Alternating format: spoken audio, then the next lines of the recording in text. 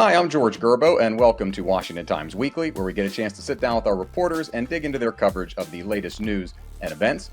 Joining me today is Washington Times faith and culture reporter Emma Ayers. Emma, good to have you. Great to be here. Thanks, George.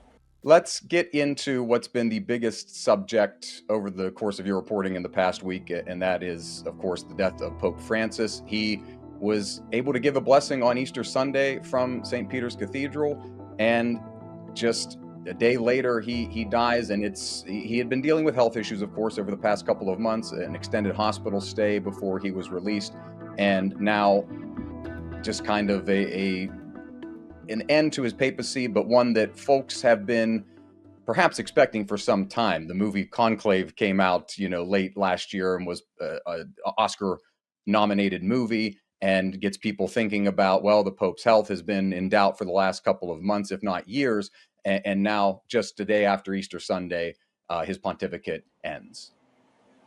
Yeah, the timing was quite beautiful, I think, for a lot of people who loved Pope Francis.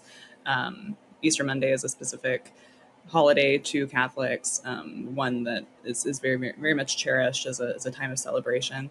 Some people are noting that Francis may have held out so that Easter was a day of celebration rather than mourning. And who's to say? But it is very meaningful to a lot of people who loved him. And so it takes us now into, after his funeral, this conclave period, which draws a lot of intrigue, draws a lot of eyeballs across the world, not just among parishioners and people of the Catholic faith, where the College of Cardinals will gather in Rome in secret. If black smoke comes out, there is no pope after a round of voting. If white smoke comes out, there will be a pope after a round of voting. And you have this ideological battle that you've written about, Emma, as the church kind of, I don't want to say tries to find its place in the 21st century, but you have Francis, whose pontificate was more progressive than recent popes, and he was the first pope from the Americas, from Argentina, and you've got his side of the spectrum of the aisle, if I'll use an American term there that we use in politics, where he's appointed a lot of these cardinals to the college that will elect the next pope.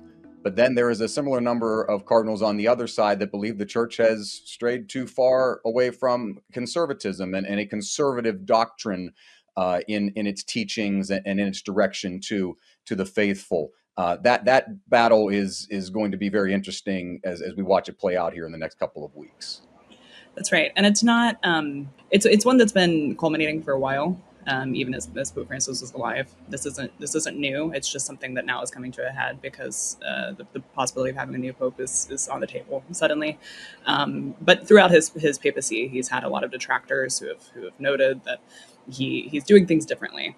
And some people say the doing things differently is not necessarily progressive, but ardent conservatives argue that it is. It's interesting to see what will happen. This is the first, according to experts, that this is the first time in probably 70 years that there hasn't really been much of an idea of who might take the pontifical seat. A large part of that is because it's the most geographically diverse conclave that's ever existed. For the first time, the European faction is just slightly the majority.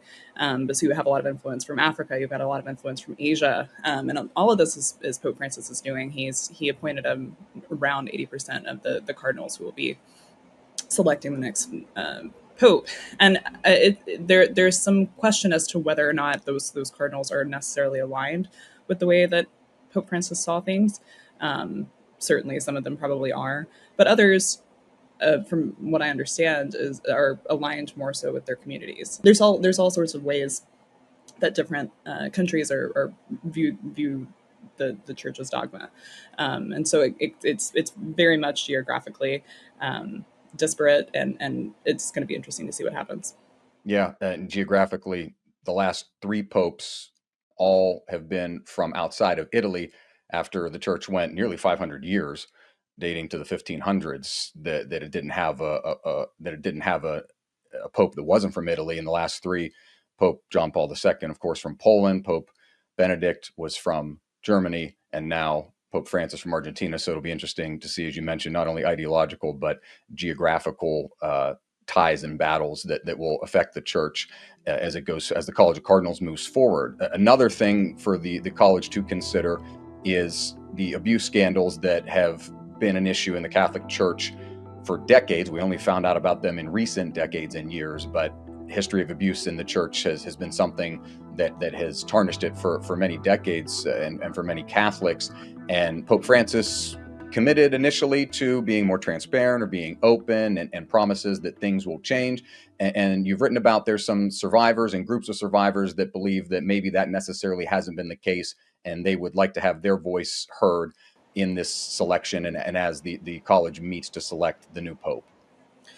That's right. The support for the church among abusers is hanging on by a thread. Some of them have walked away entirely. Others are Catholics who would like to be able to feel supported by their church and haven't. Even with Francis's orientation toward peace and comfort, it was something that he was described to be by a lot of people as a comforting pope. This is one area where a lot of abuse victims felt like he fell short. There is a long history within the church of cover-ups. There are different understandings of why the magisterium might do that kind of thing. Some say it's to keep stasis within the church. Others say it's because they don't want to have to deal with the consequences, or they want to worse, they want it to continue. So there's lots of different interpretations of, but right now you have a lot of different organizations, namely SNAP, which is Survivors Network of Those Abused by Priests, who are heading up a lot of different protests, both online and in person. Last week there was one out front of St. Patrick's Cathedral in New York City, saying that there's too many cardinals who are voting who knew about this abuse and said nothing. And so it's going to be interesting to see if the church responds. It doesn't seem like they're likely to. They've got a lot going on, and this would be something that would stir up a lot more conversation. I think they're likely to want to have during the procedures with the funeral and the conclave that's upcoming. A lot of decisions to be made, still a lot of intrigue to play out, as well as this conclave convenes and takes place over the next few days and weeks. Emma, I appreciate the time. Thank you so much. Thanks for having me. And you can find all of Emma's work at WashingtonTimes.com, as well as on social media. I'm George Gerbo. Thanks for watching, and we'll see you next time.